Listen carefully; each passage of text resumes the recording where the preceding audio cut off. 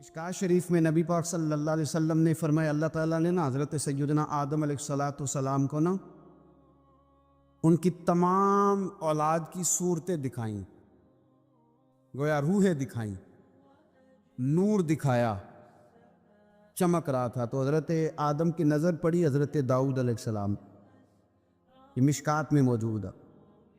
تو آپ نے دیکھا بڑے خوبصورت ہیں حضرت داؤد علیہ السلام،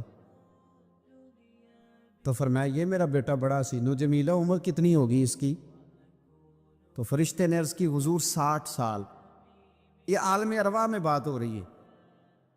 حضرت آدم علیہ السلام فرمانے لگے اس طرح کرو، میرے 40 سال کاٹ کے اس کو دے دو۔ حکم ہوا، حضرت آدم کی بات مان لو، وہ کاٹ کے 40 سال ان کی عمر مبارک کے حضرت داؤد کی عمر میں شامل کر کے لکھ کے مور لگا دی گئی۔ حدیث میں لفظ ہے، نبی پاک صلی اللہ علیہ وسلم فرمانے لگے حضرت آدم کے وصال کا وقت آیا تو فرشتے نے آ کے کہا بابا جی چلیں۔ فرمانے لگے میرے تو 40 سال باقی ہیں۔ کہا حضور وہ تو آپ نے اپنے بیٹے کو دے دیے تھے۔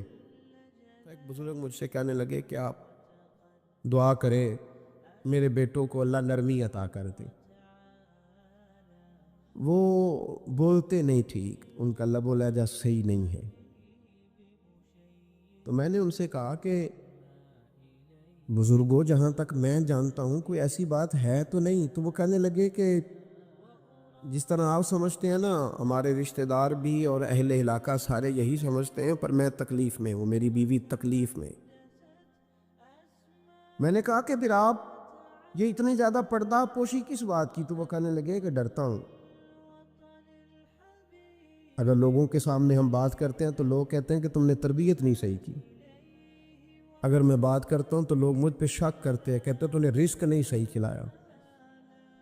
تو میں درد میں رہتا ہوں، کپڑا اٹھاؤں گا تو میرا اپنا بدن برہنہ ہو جائے گا۔